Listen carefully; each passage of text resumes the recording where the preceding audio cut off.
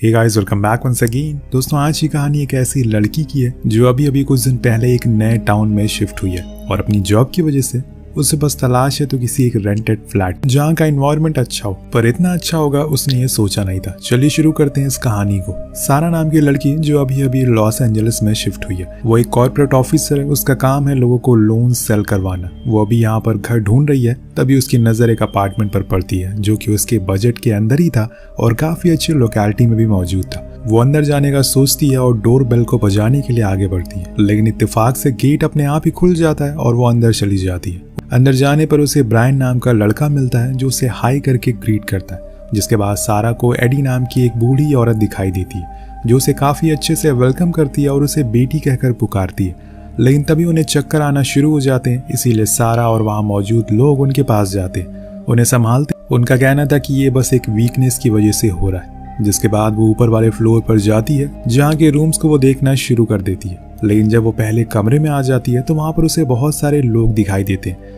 जो उसी की तरह थे, यहाँ पर रूम देखने के लिए आए थे। अब वो इतने लोगों को देखकर हैरान रह जाती है और सोचती है कि ये तो उससे ज्यादा ही पैसे दे रहे होंगे, इसीलिए बेहतर है कि यहाँ से वापस चले जाओ। लेकिन उसे जाते हुए देखकर जेरी नाम का मिडिल एज आदमी उसे रोक लेता है और कहता है कि आप भी फ्लैट देखने के लिए आई थी। तो सारा कहती है कि हाँ, लेकिन शायद अब मेरे लिए यहाँ पर जगह नहीं है। तो वो कहता है कि ऐसा कुछ नहीं है, अभी बहुत जगह बाकी है। जिसके बाद वो सारा को उसकी नीड पूछता है, उसे कैसा फ्लैट चाहिए। वो बताती है कि मुझे 1 रूम सेट चाहिए विद अटैच बाथरूम। वो कहता है कि ठीक है, पर ये सिंपल सा फॉर्म आपको फिल करना होगा। अगर हमें लगेगा कि आप ठीक हो इस फ्लैट के लिए तो हम आपको कांटेक्ट करेंगे। वैसे भी आप दिक्कत मत, हमें आप जैसे लोगों की ही जरूरत है फ्लैट के रेंटल के लिए, क्योंकि यहाँ पर काफी बुरे बुरे लोग भी आते रहते हैं। ये बात सारा को थोड़ी अजीब लगती है, लेकिन वो इग्नोर कर देती है और स्माइल करते हुए उस फॉर्म को भर देती है। अब जेरी उसे आखिरी में बताता है कि इस अपार्टमेंट में किसी भी तरह का पेट अलाउ नहीं है, ज्यादातर लोगों को इस पेट से एलर्जी है। तो सारा कहती है कि उसके पास तो कोई पेट है ही नहीं।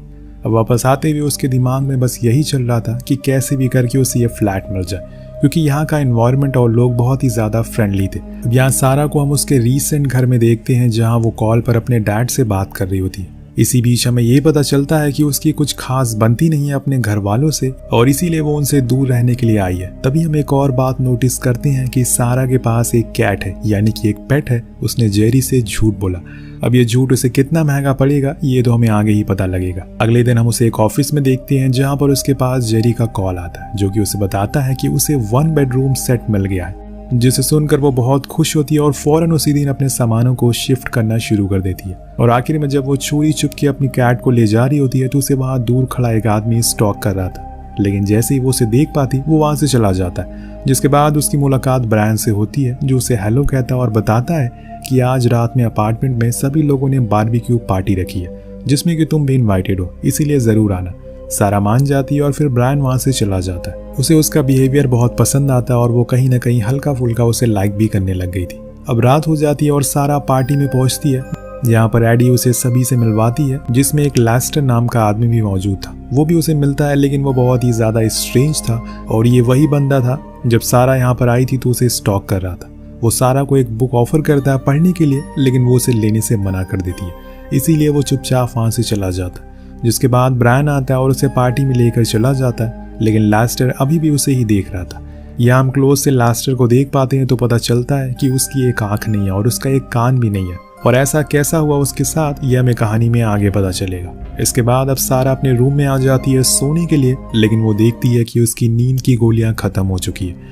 उसे आज सोने में बहुत दिक्कत होती है। तभी उसे कुछ हलचल सुनाई देती है जो कि साइड वाले ब्रांड के फ्लैट से आ रही थी, पर वो इग्नोर करती है और सोने की कोशिश करती है। अगली सुबह वो सबसे पहले तो अपनी मेडिसिन ऑर्डर करती है।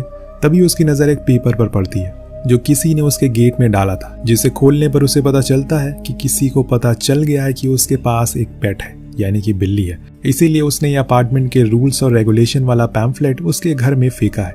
उसके नीचे ये भी लिखा था कि इस अपार्टमेंट में कई लोगों को पेट से एलर्जी है, फिर भी तुम इस पेट को लेकर यहाँ आ गई, अब इसका अंजाम बहुत बुरा होगा। सारा बाहर जाती है तो देखती है कि दूर लैनचेस्टर खड़ा हुआ है, पर उसे देखते ही वो वहां से भाग जाता है। अब वापस आते टाइम सारा को फिर से ब्रायन मिलता है, जो कि काफी अजीब था, क्योंकि कैसे कोई इंसान बार बार एग्जैक्ट हर दिन मिल सकता है। खैर वो उसे आज रात के लिए डिनर पर इन्वाइट करता है, जो कि सारा थोड़ी देर सोचने के बाद मान भी जाती है, जहाँ पर उसकी बॉस उसे आज बहुत ज्यादा काम दे देती है, जिसे सारा मना नहीं कर पाती। फिर क्या, वो देर रात तक काम करती रहती है, जिसमें लीजा उसकी दोस्त उसकी मदद करती है। अब इसके बाद दोनों ही सारा की घर की ओर निकल जाते हैं। इसके बाद दोनों ही थोड़ा चिल करते हैं। इसी बीच सारा बताती है कि वो जब से यहाँ पर आई है तभी से उसे सही से नींद नहीं आ रही है, जिसकी वजह से वो बहुत ही ज्यादा परेशान है। आखिर वो करे तो करे क्या। और अपार्टमेंट में और किसी को पता चल भी गया कि उसके पास एक पेट है। तो लीजा कहती है कि अगर तुम्हें ये जगह सही नहीं लग रही है, तुम्हें यहाँ पर आराम नहीं मिल पा रहा है, तो सिंपल छोड़कर इसे निकल जाओ। लेकिन सारा बताती है कि उसे ये घर उसके बजट में मिल गया है और यहाँ के लोग बहुत ही अच्छे, ऐसी जगह बार बार नहीं मिलती, इसीलिए वो थोड़ी दिन एडजस्ट करके देखती है, क्या पता धीरे धीरे सब ठीक हो जाए। अब लीजा के जाने के बाद वो सोने के लिए चली जाती है, लेकिन आधी रात उसे कुछ हलचल सुनाई देती है और इस बारी उसे कुछ बेक्ड होने की आवाज आ रही थी और स्मेल भी आती है। वो किचन में जाती है तो देखती है कि वहां पर ओवन ऑन है, लेकिन उसके अंदर जो चीज मौजूद थी उसे देखकर वो दंग रह जाती है। दरअसल किसी ने उसकी बिल्ली को जिंदा ही ओवन में डाल दिया था और ये स्मेल उसी की आ रही थी। अब वो उसके आगे कुछ और सोच पाती कि तब तक उसके पीछे से कोई अनजान आदमी आता है और उसे बेहोश कर देता है, फिर उसे घसीट कर कहीं ले जाने लगता है। जब सारा की आंख खुलती है तो वो खुद को एक चेयर से बंधा हुआ पाती है। उसके सामने कोई और नहीं बल्कि ब्रायन ही खड़ा हुआ था, जो कि उसे कहता है कि आज से तुम्हारे अच्छे दिन शुरू होने वाले। सारा को कुछ समझ नहीं आता, इसीलिए वो जैसे तैसे करके खुद को छुड़ाने की कोशिश करती है। उसे लगता है कि शायद वो साइको किस्म का आदमी है, इसीलिए यहाँ से भाग जाना ही बेहतर होगा। वो खुद को फ्री कर लेती है और बाहर भागने लगती है, जहाँ पर उसे एक बूढ़ी लेडी मिलती है, जिससे वो रोते हुए कहती है कि वो उसे मार रहा है। लेकिन वो लेडी बहुत ही अजीब सा रिएक्शन देती है और फिर उसके बाल को पकड़कर उसे जमीन पर गिरा देती है, यानी कि वो भी ब्रायन के साथ मिली हुई है। और तब तक वहां ब्रायन पहुंच जाता है और फिर उसे करंट देकर रूम में ले आता है, जहां पर हमें पता चलता है कि असल में इस पूरे गेम में ये सभी फ्लैट वाले मिले हुए हैं। पर ये गेम है क्या और ये सारा के साथ ऐसा क्यों कर रहे हैं, ये हमें कुछ ही देर में पता लगेगा। पर फिलहाल के लिए वो उसे फिर से बेहोश कर देते ताकि वो अपने पेंडिंग कामों को पूरा कर सके। 2 दिन बाद जब सारा की आंख खुलती है तो इस बारी वो खुद को एक रूम में पाती है, जिसकी खिड़कियों को ब्लॉक कर दिया गया था ताकि बाहर से कोई देख ना सके अंदर क्या हो रहा है। तभी वहां पर जेरी और ब्रायन आते हैं, जो उसे कहते हैं कि तुम्हें वॉल के साइड में पोजीशन करके खड़ा होना है और तुम वो रेड लाइट देख रही हो ना, जब तक वो जलती रहेगी तब तक तुम्हें ऐसे ही खड़े रहना। लेकिन वो मना करती और वो लोग लैनचेस्टर को बुला कर लाते और कहते हैं कि इसने भी ये करने से मना किया था, इसलिए हमने इसके साथ ये कर डाला। दोस्तों आपको पहले ही मैंने बताया था कि लैनचेस्टर की एक आंख और एक कान नहीं है, दोनों ही सिले हुए हैं, तो ये काम इन्हीं दोनों ने किया था। ये सब देखकर सारा बहुत डर जाती है और वो जैसे वो कहते हैं वैसे ही उनको फॉलो करती है। ये चीजें सारा के साथ कई दिन चलती रहती है, पर एक दिन वो थक कर गिर जाती है। तब उसके पास एडी आती है, वही ओल्ड लेडी जो उसे बेटी कहकर पुकार रही थी। सारा उसे पूछती है कि ये सब क्या हो रहा है, आप लोग मेरे साथ ऐसा क्यों कर रहे हो। तो वो कहती है कि तुम अकेली नहीं हो, ये सभी के साथ हुआ है जो इस अपार्टमेंट में रहने के लिए आए। यहाँ सारा को ये लगने लगता है कि उसके डैड अब उसे बचाने के लिए यहाँ पर आ रहे हैं और इसी चक्कर में वो अपने हाथों से उन कीलों को निकाल लेती है और वहीं बेहोश हो जाती है। अगले दिन उस रूम में जेरी आता है और उसे कांग्रेट्स करता है, तुमने इस टेस्ट को पार कर लिया है। जिसके बाद वहां पर कई सारी औरतें आती हैं जो उसे साफ करती हैं और उसको मरहम पट्टी करती हैं। सारा सभी के हाथ पर देखती है कि वो कील का निशान है, यानी कि एडी सही कह रही थी, सभी को ये टेस्ट पास करना ही पड़ता है। इसके कुछ दिन बाद उसे फिर से रूम में लाया जाता है, जहां पर उसे मॉनिटर करा जाता है। उसके सामने बैठे थे 2 इंसान, जेरी और ब्रायन। जेरी और ब्रायन उसे बुक देते हुए कहते हैं कि सभी लोग इसे पढ़ते हैं और आज से तुम भी इसे पढ़ना शुरू कर दो। तुम्हें मैं ये भी बता दूं कि इस अपार्टमेंट के लोग एक कम्युनिटी को फॉलो करते हैं, जिसके 4 अहम तत्व हैं, जो कि है सेल्फनेस, अपोनेंस, एक्सेप्टेंस और लास्ट वन सिक्योरिटी। इन सभी के बारे में उस बुक में लिखा हुआ है। और इसके बाद सारा को फिर से उसी रूम में बंद कर दिया जाता है, जहां पर वो दिन रात उस बुक को पढ़ती रहती है। जब भी वो बाहर आती है वो वहां पर रहने वाले लोगों को देखती है, जो कि बहुत ही नॉर्मल बिहेव कर रहे थे, जैसे कि उनके साथ कुछ हुआ ही ना हो। लेकिन मन ही मन सारा को बहुत डर लग रहा होता है, न जाने अगला टेस्ट कौन सा हो जाए। अब कुछ दिन के गैप के बाद फिर से उसे जेरी और ब्रायन बुलाते हैं उसका लाइव डिटेक्शन टेस्ट करने के लिए, जिसमें उसे उसके डैड के बारे में पूछा जाता है, जहां वो बताती है कि वो उनसे नफरत करती है क्योंकि उन्होंने उसकी मॉम को धोखा दिया, वो भी एक ऐसी स्टेज पर जहां पर वो कैंसर से लड़ रही थी। उन्हें तो अपने आखिरी टाइम तक पता ही नहीं चला कि वो उन्हें चीट कर रही है। फिर एक दिन उनकी मौत हो गई, जिसके बाद जेरी उसे पूछता है कि क्या वो उसकी कम्युनिटी को ज्वाइन करना चाहती है। वो कहती है कि उसे अभी थोड़ा और समय चाहिए तब तक वो समझ सके कि आखिर कैसी ये सारी चीजें काम करती है और क्या क्या उसके लिए जरूरी है या नहीं। अब अगले दिन से सारा उस अपार्टमेंट के सभी लोगों से इंटरेक्ट करना शुरू कर देती है।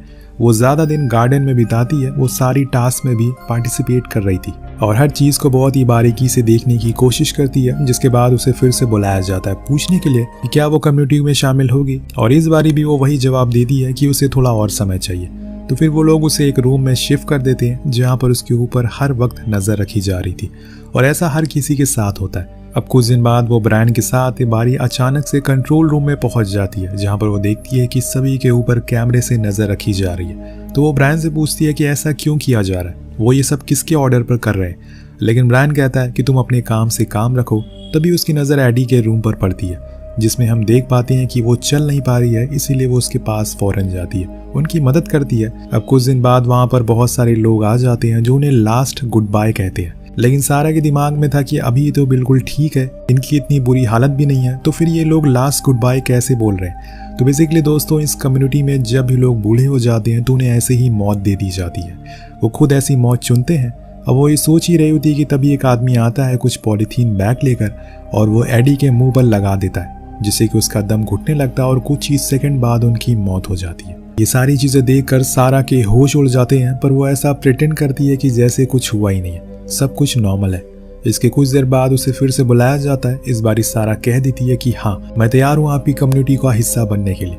अब ये सुनकर दोनों बहुत खुश होते हैं और उसे कॉन्ग्रेचुलेट करते हैं, पर सारा के चेहरे से लग रहा था कि कुछ तो वो बड़ा करने वाली है, जो शायद अभी तक कभी भी किसी ने नहीं किया। इसके बाद एक केक लाया जाता है इस खुशी में कि सारा इस कम्युनिटी में शामिल हो गई, और फिर उसके सर पर एक मार्क भी बना दिया जाता है एज ए कम्युनिटी टैग के तौर पर। और फिर उसे लैनचेस्टर के साथ पेयर अप किया जाता है, क्योंकि कुछ ही दिन पहले उसकी वाइफ की मौत हो गई थी, और ये सब सारा चुपचाप सह रही थी। फिर एक दिन उसे पता चलता है कि उसके डैड ने इस घर के बारे में पता लगा लिया, वो उसे मिलने के लिए आए हैं। पर सारा को कहा जाता है कि वो उनसे अब पूरी तरह से रिश्ते को खत्म कर दे, ताकि वो दोबारा से यहाँ ना आ पाए। जब वो अपने डैड को देखती है तो रोना शुरू कर देती है और उन्हें गले से लगा लेती है। वो अपने इमोशन को कंट्रोल नहीं कर पाती, लेकिन ये सब ब्रायन मॉनिटर कर रहा था। वो पीछे से एक रॉड लेकर धीरे धीरे आगे बढ़ रहा था, पर सारा को पता चल जाता है, इसीलिए वो उन्हें बुरा भला कह देती है और उन्हें यहाँ कभी ना आने को कहती है, जिससे कि वो चले जाते हैं और उनकी जान भी बच जाती है। और ये सब सारा ने बस उनकी भलाई के लिए किया था। अब फिर से इस घर के बाहर वैकेंट का बोर्ड लगा दिया जाता है, जिससे कि वहां पर कई सारे लोग फिर से आते हैं उस फ्लैट को देखने के लिए, जिसमें लीजा भी थी। जी हाँ, सारा की दोस्त लीजा। उसे इस घर के बारे में कुछ भी सच्चाई पता नहीं होती, पर जेरी उसे सेलेक्ट कर लेता है और उसे रूम दे दिया जाता है। पर सारा उन लोगों से कहती है कि लीजा बहुत ही अलग है, वो इतनी आसानी से ये सब नहीं मानेगी। तो जेरी कहता है कि तुम भी मान गई ना, वो भी मान जाएगी। धीरे धीरे करके लीजा के साथ भी वही चीजें होना शुरू हो जाती है। लेकिन जब वो लोग उसके साथ वो कील वाला गेम शुरू करते हैं तो लीजा ब्रायन का कान काट लेती है और भागना शुरू कर देती है। तो ब्रायन सारा को बुलाता है और उससे कहता है कि तुम जाकर इसे मनाओ और इसे शामिल करो हमारी कम्युनिटी में। वो अंदर जाती है तो देखती है कि लीजा बहुत ही ज्यादा गुस्से में है। वो उसे सारी सच्चाई बताती है, लेकिन लीजा कहती है कि मैं तुम्हारी तरह ब्रेन वॉश नहीं होंगी, तुम लोगों के साथ जो बुरा भला करते हो वो मैं नहीं करूंगी। ये बोलकर वो वहां से भागने लगती है, लेकिन सारा उसे रोकने की कोशिश करती है, लेकिन वो नहीं रुकती। तभी वहां पर जेरी आ जाता है तो उस पर एक स्क्रू ड्राइवर से वार कर देती है और गेट के बाहर आ जाती है। लेकिन इतने में जेरी उसे शूट कर देता है और वो वहीं मारी जाती है। अब ये देखकर सारा को बहुत ज्यादा गुस्सा आता है, वो पागल हो जाती है और वो जेरी की बंदूक छीन कर उसे ये गोली मार देती है। तभी उसकी नजर उसके सर पर पड़ती है, जहां पर वही सेम मार्क था, यानी कि वो इस कम्युनिटी का हेड नहीं है, उसने ये सब की शुरुआत नहीं की है। अब सारा वहां से भागना शुरू कर देती है, लेकिन अलार्म बज गया था, सभी लोग बाहर आ गए थे। इसी में ब्रायन भी होता है, वो उसे यहाँ से जाने को मना करता है, लेकिन सारा ने तो ये सब जानबूझकर किया था ताकि वो सही समय का इंतजार कर सके, और अब वो समय आ गया है। तभी ब्रायन कहता है कि मैं तुम्हें बताता हूँ कि ये कम्युनिटी असल में जेरी ने नहीं, चार्ल्स नाम के आदमी ने शुरू करी थी, और उसकी 30 साल पहले मौत हो चुकी है। उसने ही वो बुक भी लिखी है और इसी कम्युनिटी को हम लोग आगे बढ़ा रहे हैं। अब सारा को जानना था कि इसके पीछे कौन है, और वो अब जान चुकी है, इसीलिए वो ब्रायन को भी गोली मार देती है और वो गेट की ओर भागने लगती है, लेकिन वो तो लॉक है। लेकिन तभी पीछे से एक आदमी आ जाता है और वो सारा को पकड़ लेता है। लेकिन यहाँ कहानी में एक ट्विस्ट आता है, लैनचेस्टर सारा की बंदूक ले लेता है और उस आदमी को शूट कर देता है। ये देखकर सारा भी दंग रह जाती है, क्योंकि उसने शुरू से ही लैनचेस्टर को एक खराब आदमी समझा था, लेकिन वह ऐसा नहीं था। वो उस गेट को भी खोल देता और सारा को भागने को कहता है, और फिर उस गेट को बंद कर देता है ताकि अंदर वाले बाहर ना जा सके। इसके बाद वो खुद को शूट कर देता है, क्योंकि इसके बाद उसका क्या हाल होने वाला है ये हम सब जानते हैं। अब सारा बाहर आ जाती है, पर रोड पर वो एक अजीब सी चीज नोटिस करती है कि हर प्रॉपर्टी के बाहर एक ही तरह का बोर्ड लगा हुआ है, जैसे उसके अपार्टमेंट में लगा था। यानी कि ये काम हर अपार्टमेंट में हो रहा है, या फिर ये कहें कि पूरी कॉलोनी में यही सब चल रहा है। बस फर्क इतना है कि वहाँ की कम्युनिटीज अलग अलग है, लेकिन इन सभी का हेडक्वार्टर एक ही जगह है, जो कि उसी गली में था। और जैसे ही उन तक खबर पहुंचती है कि एक इंसान भाग रहा है, तो पूरी गली में, पूरी स्ट्रीट में अलार्म बजना शुरू हो जाता है, जिसे सुनकर सारा एक डेविल स्माइल देती है और फिर तेजी से भागना शुरू कर देती है, जिसके साथ इस कहानी का यहीं पर अंत हो जाता है। आगे इस कहानी में क्या हुआ, क्या वो बच पाएगी या नहीं, या फिर उसे आधे रास्ते में ही मार दिया जाएगा, ये हमें आने वाले पार्ट में पता चलेगा। वेल, आपको कहानी कैसी लगी नीचे कमेंट करके जरूर बताएगा। मिलते हैं अगली वीडियो में। Peace out.